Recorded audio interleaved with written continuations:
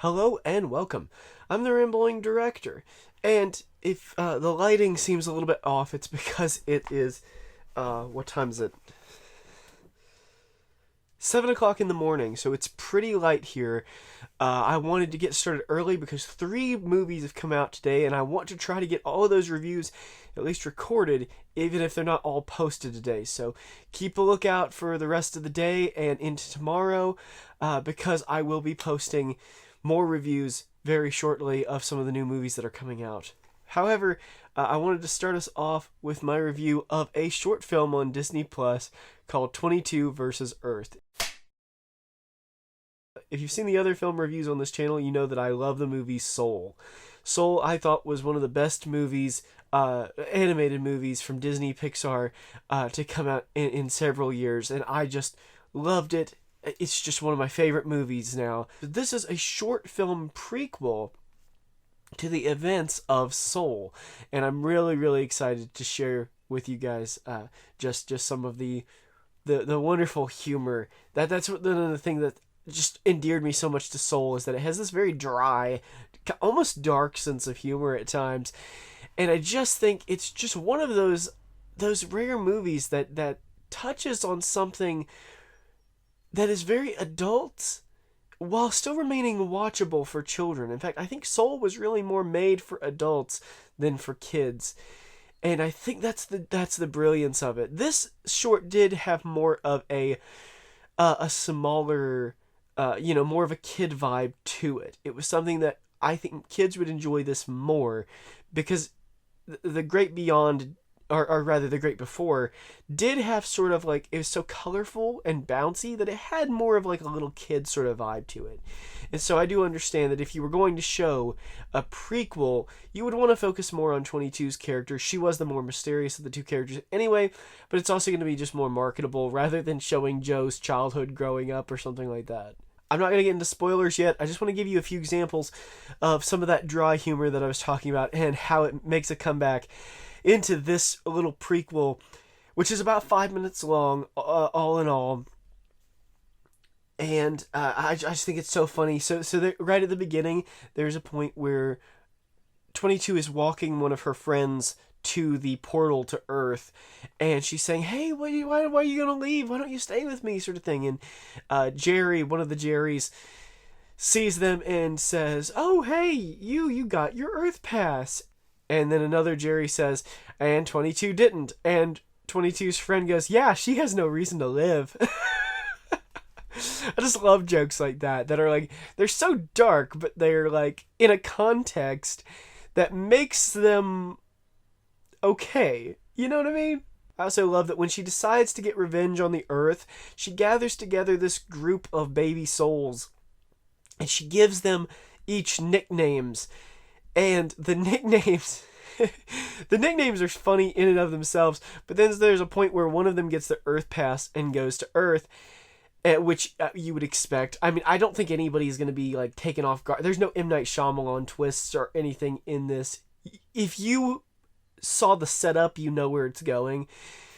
But that being said, going on that journey is really fun, and some of the humor is so unexpected that it really is just hysterical, because it can take you so off guard. And one of them goes to Earth, and she's like, "Well, you know what, that's who needs Peanut? We're not gonna talk to Peanut. Peanut can go to Earth." They're all going, yeah, Peanut's gone. And then this one kid in the corner goes, "I thought I was Peanut."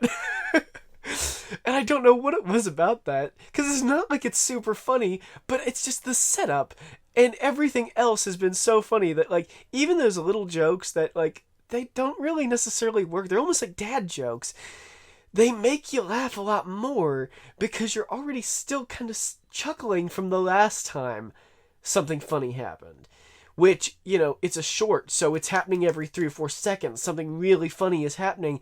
And so when a joke misses its mark, it still kind of makes you laugh. It's still funny. So that's it for the spoiler-free aspect of this. It is only 5 minutes, so I don't know why, you wouldn't just go watch it before watching this review, unless you don't have Disney Plus, and in which case, I'm going to spoil it now, so be ready. Just a few more of those jokes I want to just sort of talk about. And this is spoiler territory, so I'm assuming you saw it.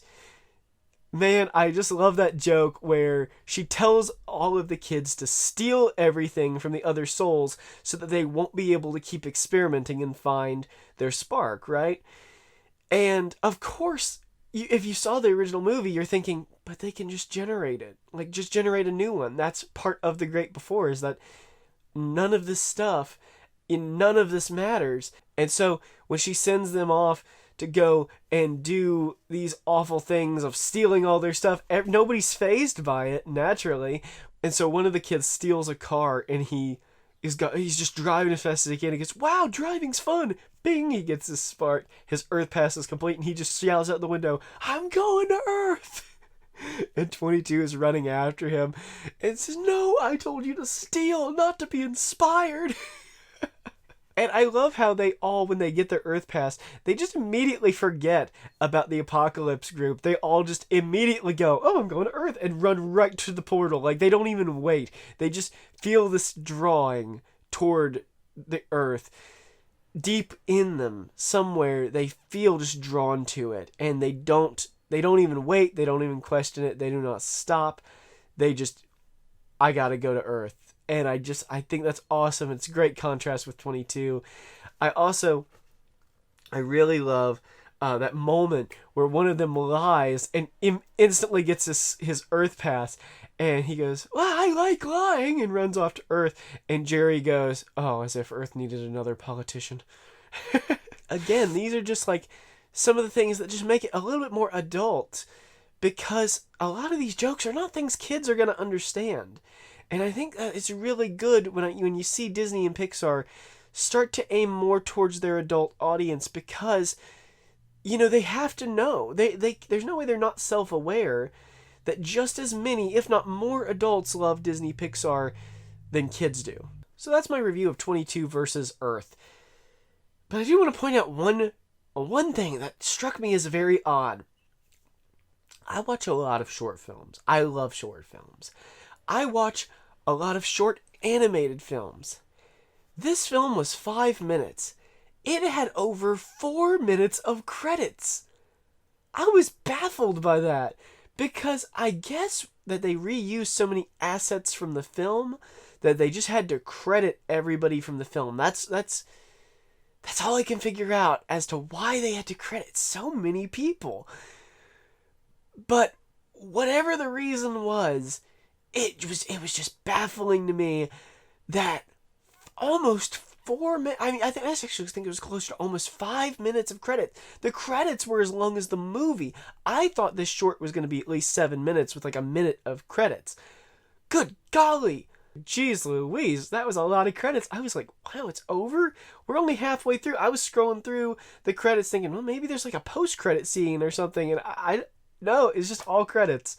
So, yeah, that was pretty weird. All right, that's it. Thank you, everybody, for watching my review of the short film 22 vs. Earth. If you have Disney+, go check it out. If you don't have Disney+, I do highly recommend the service. Of course, as a Muppets fiend, I do recommend it, if only to watch all the Muppets episodes.